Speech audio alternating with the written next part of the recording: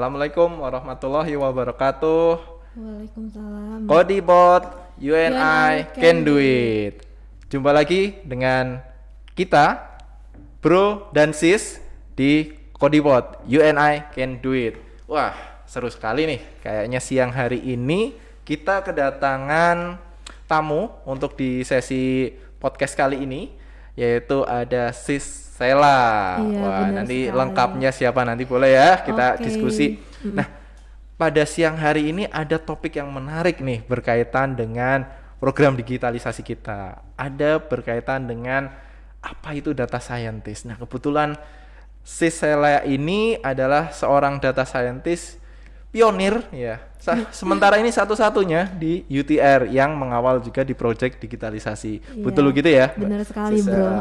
Oke, Sis Sela, rasanya kita akan banyak membahas berkaitan dengan data scientist. Nah, namun sebelumnya tak kenal maka tak sayang gitu ya. Oke. Maksudnya belum Supaya belum kenalan ya gitu supaya ya. kenalan dulu. Nah, boleh dikenalkan dulu Sis Sela, nama panjangnya siapa ya? Oke, makasih bro. Nama saya Sela Teresia Pandiangan.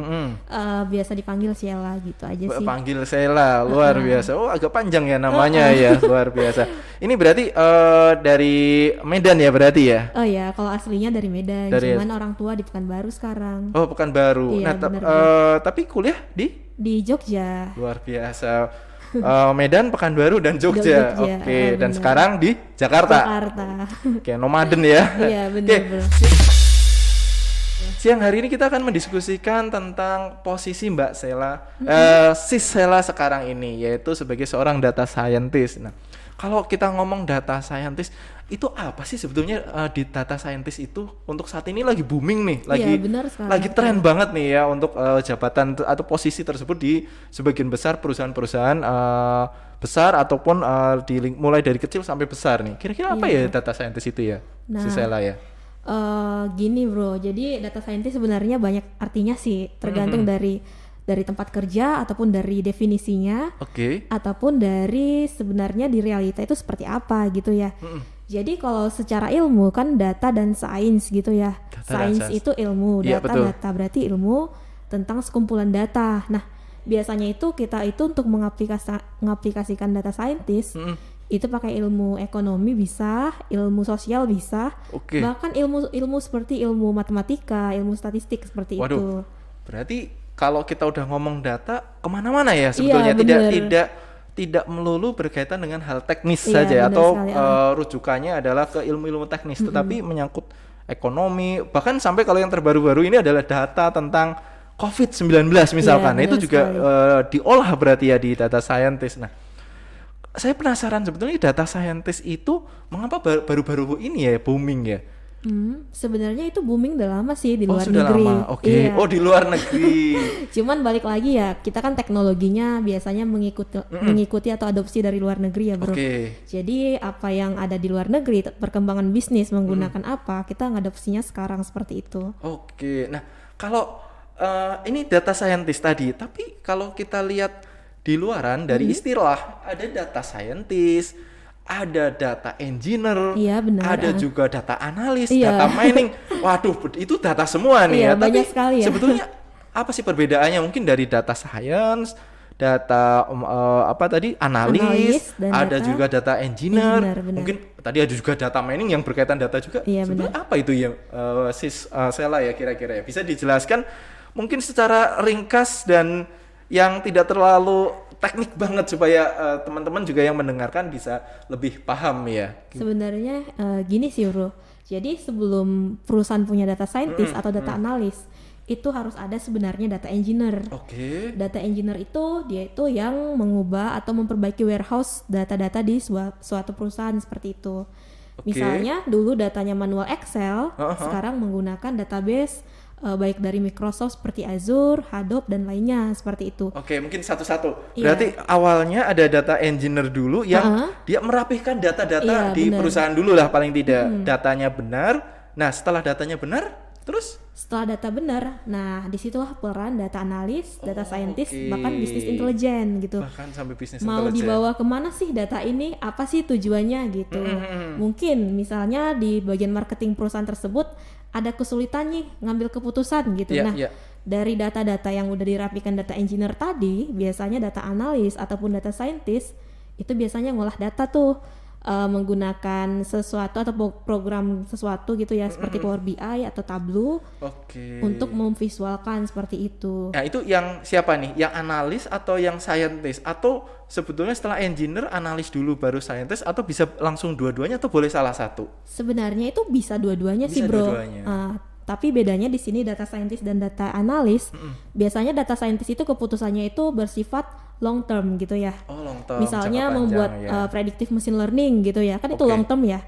Nah, sementara kalau data analis ini short term, artinya itu ternyata dari bisnis sebulan belakangan ini kita harus ngapain nih sebulan ke depan gitu. Oke. Ada lagi bahasa lagi, itu machine learning apa nih? Mesinnya Iya. belajar atau gimana ini? Kalau machine learning itu lebih ke ini sih, Bro. Jadi kita kasih tuh sekumpulan data. Oke, datanya kita kasih ke kemana nih? Ke sebuah program yang atau komputer udah, lah, di komputer lah ya gampangnya ya. yang udah Oke. kita codingkan gitu. Ya. Jadi kita kasih kayak stimulus, kita kasih data itu terus mesinnya belajar. Jika A maka B, jika C maka D gitu. Pakai prinsip-prinsip logika gitu Iya, ya pakai berarti. prinsip logika. Oke, luar Makanya biasa. harus kuat di matematika sih sebenarnya kalau mau. Jadi kalau data scientist. memang harus kuat matematika. Aduh, ini kayaknya Iya, saya bener, memang Bro. nggak cocok ini kalau udah ke matematika. Nah, tapi menarik lagi nih, bagaimana perjalanan si Sela untuk bisa saat ini menjadi data scientist? Sebetulnya sekolahnya apakah memang sudah matematika atau menjadi memang sekolah data scientist atau seperti apa nih si Sela? Saya sih switch karir sih, Bro. Jadi saya kan teknik fisika ya. Waduh, ini Jadi- berat juga ini teknik fisika. Sebenarnya kita itu nggak ada jurusan kayak belajar statistik, pemrograman gitu. Cuman konsep logikanya aja yang dibawa ke belajar mengenai statistika dan matematika gitu. Oke, berarti otodidak ini berarti. Otodidak, benar. Jadi saya tuh belajar dari platform Oke. gitu. Terus dari platform terus ngerjain case-case kayak case di Kaggle gitu. Oke, platform yang digunakan untuk belajar waktu itu apa nih? Kalau dari saya sih karena dulu kantongnya masih kantong mahasiswa gitu ya. Jadi seperti di Kilab, DataCamp yang berbasis gratis gitu ya. Yang berbasis gratis ya. Dan juga Cukup membantu Kaggle. ya itu ya berarti ya. Sebenarnya cukup membantu sih. Sebenarnya kunci dari disiplin belajar ini adalah kita harus kayak apa ya, langsung mempraktikkan gitu sih, Bro praktek. gitu. Jadi baca, mungkin serap dulu, simak dulu, praktekkan langsung seperti itu terus dipraktekkan ya. gitu ya. Pastinya konsisten harusnya ya, Ya jangan harus bosan konsisten, ya. walaupun sekali Oke. dua kali pasti pernah bolong ya dalam belajarnya gitu ya. Jadi nggak sesuai rencana. Luar gitu. biasa. Berarti berapa lama nih? Kurang lebih tetap masih belajar sampai saat ini. Tapi berapa lama nih untuk mulai belajar? Kalau saya itu karena skripsian sekitar bulan 8 2020 ya. Dari situ sampai akhirnya bulan 2 sih sekitar 6 bulan kali ya, Bro. Oke. 6 bulan gitu ya. 6 bulanan. Wah, cepat sekali. Tapi sampai sekarang masih tahap belajar Oh ya juga jelas, sih. tetap tapi luar biasa sekali 6 bulan ya. Oke, Iya, benar. tapi sekarang kalau tadi kan perjalanannya ya. Nah, saat ini nih di UTR si Sela bantu apa sih sebetulnya? Kan yang saya tahu di digitalisasi ini. Iya, benar. Tapi bantu apa sih di digitalisasi itu?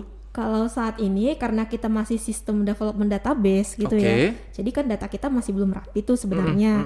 Jadi saya mulai dari yang simple dulu sebenarnya, Bro. Jadi ada namanya deskriptif, Iya. terus diagnostik gitu ya. Diagnostik, Jadi oke.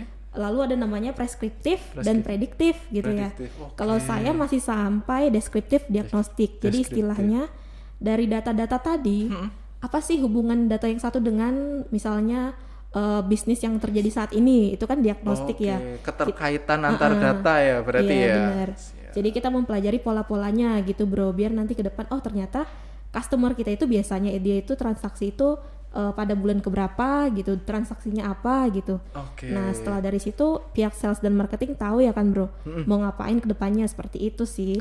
Oke, berarti awalnya memang masih merapihkan data dulu. Iya, Nah, setelah benar. rapih baru bisa digunakan sebagai diagnostik Iya, ya. gitu, Nah, benar. kalau tadi nyambung ada prediktif dan preskriptif itu apa ini perbedaannya dengan diagnostik tadi? Kalau prediktif itu kita nanti kalau misalnya database kita sudah rapi, Bro, bisa menggunakan konsep machine learning gitu ya. Oke. Jadi dalam memprediksi apa sih kira-kira produk yang akan laku ke depan seperti itu, bro. Waduh, ini lebih memudahkan lagi ya daripada Iya, orangnya di bener. depan komputer ngamatin satu-satu. Bener. Udah dibantu ya berarti nanti. Kan adanya data scientist ini biar memudahkan kita semua sebenarnya, bro. Luar biasa. Oke, rasanya kita tutup dulu untuk sesi podcast kali ini. Menarik sekali Iya. untuk pembahasan. Nanti kita coba lanjutkan di lain waktu ya. Iya, Si benar, Sheila, terima kasih atas kehadiran dan kesediaan untuk bisa hadir di podcast kali ini. Kita tutup bersama Oke. Kodipot, you and I can do it.